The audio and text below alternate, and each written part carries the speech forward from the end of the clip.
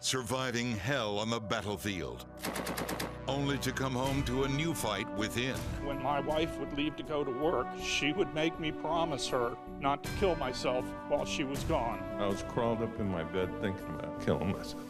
They get frustrated and they decide, screw this, and they shoot themselves. This time, veterans are on their own, facing their demons with no backup. There are soldiers out there, veterans, that are still suffering and they're not getting the help that they need. Now, a Target 8 special, The Battle at Home. Hello, I'm Keith Cate. I'm Jennifer Lee. They fought for our freedom. Now they're struggling to survive here on home soil, and they feel alone in this never-ending battle. Every 72 minutes, an American veteran commits suicide. That's at least 22 per day, possibly even more. It's a heartbreaking situation that's impacted numerous military families right here in the Tampa Bay area. Target 8 senior investigator Steve Andrews has spoken with many of these veterans and their loved ones. Among them, a mother whose son took his own life. She believes he fell through the cracks. Carol Razor says it is time for the VA and the Department of Defense to give as much to their veterans as they ask members of the military to give while serving. Joseph Ryan Razor was born and raised in Pinellas County. Motivated by the events of September 11th, Joe joined the Marines at age 18. At 19, he left for war. During 6 years in the Marines, Joe Razor deployed twice to Iraq, once to Afghanistan. His mother worried about the effects of war. I figured after 3 tours, there has to be something there. It's just, it wasn't observable to me. Joe left the Marines in 2010. According to Carol, he really didn't talk about it much. In retrospect now, I think he was protecting me from hearing anything that was gruesome. Eventually, Joe moved to Portland, Oregon. In April, Carol got a knock on her door at 3 a.m. When I was with the sheriff's office, I was part of their hostage negotiation team. I have a lot of training in suicide prevention, and I couldn't prevent my own son from taking his life. And that's just a burden I'm going to have to carry in life. Along with Joe's dog Harley, Carol brought home her son's records she'd wished she'd known about. Carol was shocked to discover at age 20, too young to buy alcohol, the Marines put Joe on Prozac, an antidepressant, then redeployed him for more combat. If our loved ones are being given medication, let us know. Bring us into the fold so that we know what's going on with them early on, not after their deaths. Not only was the Prozac a surprise, Carol was stunned to learn the VA in Portland treated Joe for PTSD. When questioned, Joe's counselor told her that he took few notes but saw no signs. There's no doubt in my mind that the system failed him, just from that example. It was at Joe's funeral that some of his buddies disclosed to Carol what haunted her son. They told me about an incident where 2 IEDs hit in front of the Humvees. In front of them, soldiers were on fire when they came out. Combat things that they had to do. And there was more. The anniversary of the death of one of his Marine buddies may have triggered Joe's suicide. My son had guilt over the death because he had changed the shifts and he should have won out on the shift. But I think he had paperwork or something else he had to do, and the other Marine went out, and he was friends with him, and that Marine got killed. At a Bay Pines July town hall meeting on suicide prevention, Carol listened to those struggling with PTSD. I have been in contact with the crisis line on more than one occasion. I was crawled up in my bed thinking about killing myself. Actually, very moving to see grown men crying openly. That should not be happening. Carol left the town hall meeting early. Maybe she heard nothing that would help. Maybe what she heard reminded her of what his buddies told Carol at Joe's funeral. They came up to me, gave me a hug, told me how much Joe meant to them, and that he talked them out of suicide. And I just think that's such a tragedy that there are soldiers out there, veterans, that are still suffering and they're not getting the help that they need. And I think that's unacceptable. If only she had known, if only the military or the VA informed her, brought her into the fold, the mother, so well trained in suicide prevention, may have helped to prevent her sons.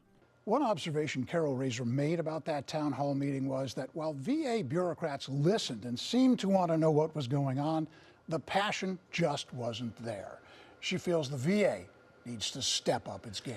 Easier said than done, Steve. I mean, this is a big agency. How does it step up its game? Well, you know, at that town hall meeting, I heard veterans really bearing their souls about lying in bed for days, thinking about killing themselves. The responses I heard from the VA were very antiseptic, like, "We're sorry you feel that way. We'll try to do better next time." This is very personal to these veterans. You have individuals with individual needs. This one-size-fits-all approach has got to change. Status quo not working here. Not working at all. Coming up, a mission to shed light on a serious issue. We want to bring awareness to the veteran suicide problem. So who would steal these signs? How comes a Bay Pines police officer? The VA's reason for the bizarre sign snatching.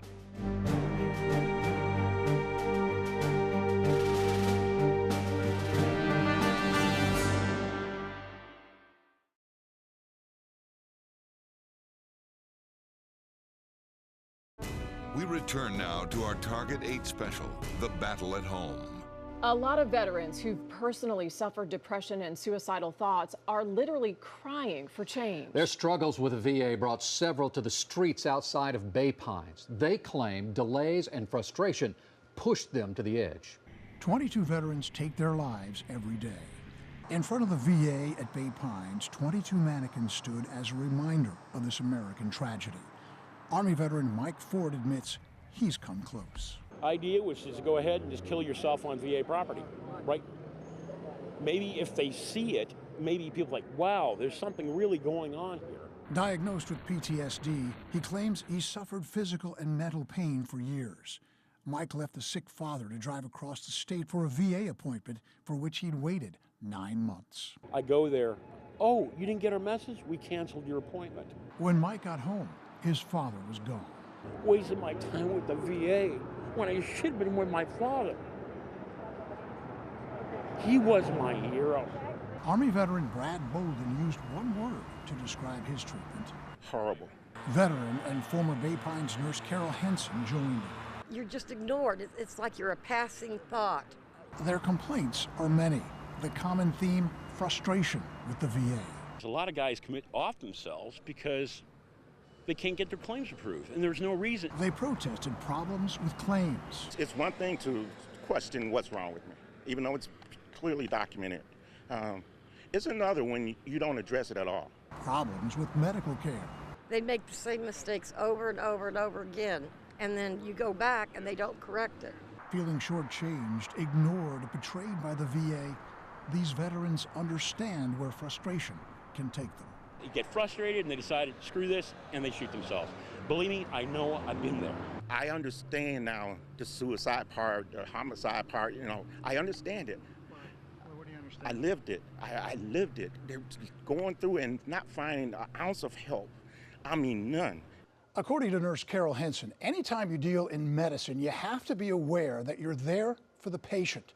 She believes at Bay Pines, from the top down, that has been forgotten. Well, what about Bay Pines? Any response from them? As far as that protest was concerned, in an email, a Bay Pines public affairs officer wrote, "It is their right under the First Amendment to peacefully protest, and Bay Pines respects that." Yeah, interesting response here, considering our next story, because a VA cop was caught on camera snatching signs calling attention to the veteran suicide epidemic. So, you ask, why would he do that? Well, the VA contends the signs were on federal property, so they just had to go. But the reality is those signs were placed there by a veteran who has struggled with suicidal thoughts. Sure, and the question really is, why would Bay Pines police take down a sign promoting a rally for veteran suicide awareness? Surveillance video shows a Bay Pines VA police officer removing a sign outside the facility. The sign promotes a September 11th rally for suicide awareness and a protest. We want to bring awareness to the veteran suicide problem. Navy veteran and former Bay Pines police officer Keith Hansford planted the sign. It was right here. The pegs were where my feet are. After a couple of Keith's signs went missing, he planted a third and watched with a camera. Out comes a Bay Pines police officer, puts his lights on, walks over, puts it in his car, and drives off. Keith asked a VA dispatcher if the police removed the signs. Then she come back and said, no, none of our officers have taken any signs. You want your sign back? I do. Let's go get him. I accompanied Keith to the police station. Are you filming, sir? Yes, sir. You cannot be filming in here unless it's authorized by the public affairs officer. Do you have a sign or something that says I didn't see any signage that said we weren't It allowed. doesn't matter. I'm telling you right now, sir. The VA's Jason Dangle. The signs were removed because, again, they're identified on federal property. Is this really federal property? This Pinellas County property appraiser map clearly shows the VA's land stops at this red line. For Keith, who suffers from PTSD, this is all extremely personal. For a while, when my wife would leave to go to work, she would make me promise her not to kill myself while she was gone. And I would always tell her not today. That was the best I could do, day by day. According to the Florida Department of Transportation, that property upon which those signs were placed is owned by the state. Next, accused of faking. I went in there and, ready to bare my soul to somebody, and they stick their hand down my throat and rip my heart out. A veteran suffering from PTSD gets the ultimate brush off from the doctors who are supposed to be helping him.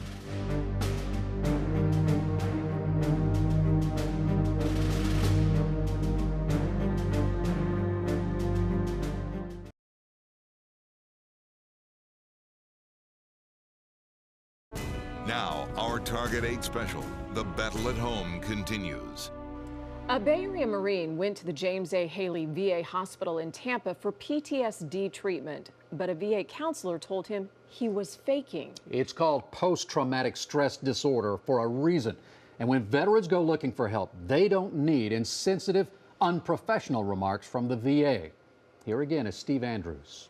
Peter Sirk spent 20 years in the Marine Corps, including some harrowing moments in Iraq in a bloodbath called Mosul. You heard the mosque music come out, and then all of a sudden just sheer hell broke loose. Peter and dozens of his buddies later became extremely ill from anti-malaria medication, then contracted the disease. He claims he still suffers side effects. Horrible dreams. I get tremors once in a while. I have neurological problems. The Navy diagnosed Peter with post-traumatic stress disorder. The VA treated him in New Jersey for 13 years. My disease is caused me to become very less social, very reclusive, very emotionally torn. In August, Peter attended his first therapy session at James A. Haley. Shockingly, the VA therapist told him he didn't have PTSD. Peter was there only for drugs. I went in there and, ready to bare my soul to somebody, and they stick their hand down my throat and rip my heart out. My gut reaction is that's wretched, that's horrible. According to psychologist Dr. Candace Stewart-Sabin, a remark like that could set off a veteran suffering from PTSD. You could put a gun to someone's head doing that, in my opinion. It just drove me so crazy. Dr. Sabin spent 10 years at the VA building trust with PTSD patients. Comments like Peter heard are destructive. What that does is invalidate their feelings. It invalidates their experience. It invalidates them as humans. So where do you go? What do you do? Well, that's what we're trying to do. Find out here. It's frustrating. Peter claims the exchange shook him to his core. He was unable to calm down for days. Haley declined to comment on camera, sending a statement that said, "Treatment and recovery is a collaboration between clinicians and veterans." It made no mention of its therapist's remarks. I cannot even imagine how emotional an experience that had to be for him. It has been several months now. Is the VA still denying that Peter even has PTSD? Well, according to Peter, Haley has still not acknowledged that he has an issue with PTSD. He has a new counselor who tries to see him twice a month. The VA suggested group therapy, where it puts a bunch of veterans in a room so they can talk about their problems. Another example of the VA not addressing individual needs. Unbelievable. Next on The Battle at Home, living under a constant threat of having the rug pulled out from underneath them. What do you mean there's no guarantee? He needs a caregiver. Why a Bay Area veteran's progress as he recovers from a horrific injury could actually be hurting him.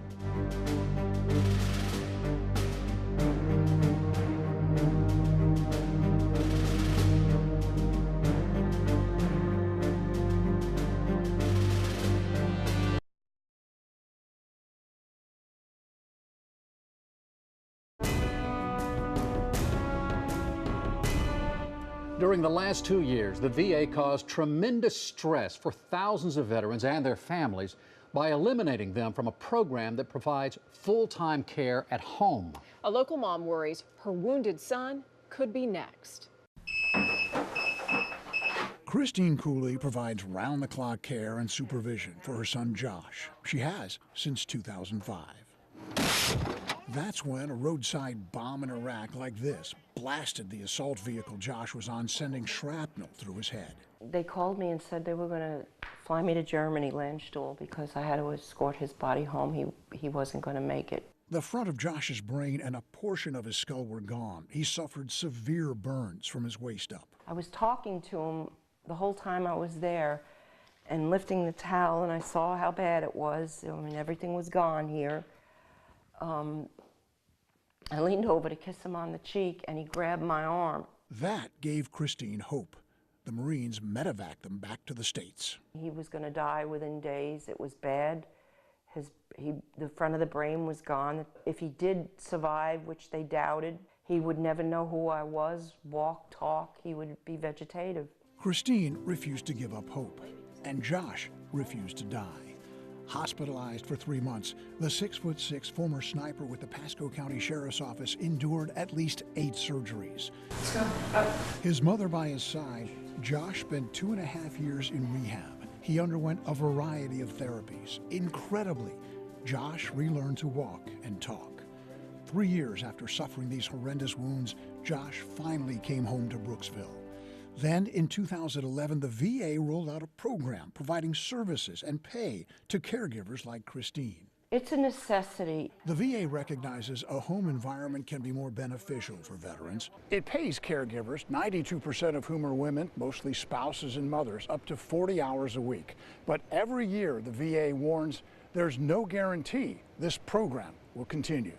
What do you mean there's no guarantee? He needs a caregiver. It looks like a culling of the herd, so to speak. Lauren Price is one of the 26,000 veterans since 2014 who lost a caregiver. In many cases, caregivers are not even given a reason other than the veteran no longer requires the care. Lauren's organization, Veteran Warriors, revealed to Congress many terminations were arbitrary and unlawful. People are very afraid. They tell them that you don't need it anymore.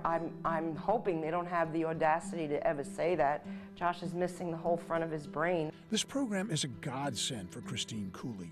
She can get by on the small amount it pays and provide round-the-clock care Josh requires. But she's tired of the VA placing dollar signs on her son's future. I have a real hard time with the VA, with the amount of money they have, and the fact that they have things like interior decorators with 6-figure salaries and expensive pictures on the wall and these beautiful buildings. Yeah, it's nice to walk around and see all this stuff, but you don't have the money to pay a caregiver so my son can live in his home? During my visit, I learned Josh is a big history buff. Afterward, I sent him a copy of Ken Burns' Civil War. His mom sent me this video. Hi, Steve. Thank you so much for the DVDs. I'm really going to enjoy them. Hope to see you again. His mom shared with me when Josh got the package, his whole face just lit up. I mean, when I see that, when I see him speaking in that video, it's just absolutely incredible and remarkable progress, but it immediately makes me wonder, does that kind of progress work against veterans? You know, it does. Sadly, it really, really does. Veterans make progress, the VA decides they don't need caregiver service anymore. Decisions like that have had very deadly consequences. We've seen it time and time again, Steve. Well, the Trump administration says it is making veteran suicide prevention a top priority. VA Secretary David Shulkin launched a new campaign urging everyone to be there for veterans. Right now, we have a national public service announcement that's going out asking for everybody's help. What matters is that we're there for them, just like they were there for us. Tom Hanks narrates this, and it's #BeThere, because we believe that this has to be solved not only by the Department of Veteran Affairs, but by the community working together. And you can join the conversation by using the #BeThere on social media. If you are a veteran in crisis or you know someone who is, there are people out there who want to help you. You can call the Veterans Crisis Line at 1-800-273-8255, or you can send a text message to 838-255. And who is going to remember those 6 numbers when they are in crisis? This is what I'm talking about. The VA may be well-intentioned, but it makes things so difficult. Why not do something simple that every veteran can remember, something as simple as SOS? Yeah, it's a good suggestion, Steve. 911, reverse 911. We have those simple numbers like that. And it sounds like the VA is doing everything they can to help, and the programs are there. It's just difficult to navigate the system. Extremely complex. A lot of times, veterans who've had trouble getting the benefits they deserve from the VA, I've seen results after we've gotten involved. I want to help if I can, and in a lot of cases, we have been able to. So if you're a veteran and you've exhausted all of our avenues, contact me by calling our Target 8 helpline. The number on your screen, 1-800-338-0808. If you're in crisis, call the Veterans Crisis Line. Don't give up. There is someone, somewhere, who can help you. There certainly is. You have been one of those people. We thank you so much. Thank you for what you've done for the veterans. And we owe them so much more. We certainly do. Thanks, Steve. Thank you. And thank you for joining us as well. And remember, you can watch and share the battle at home anytime on our website, WFLA.com, and on our free News Channel 8 app.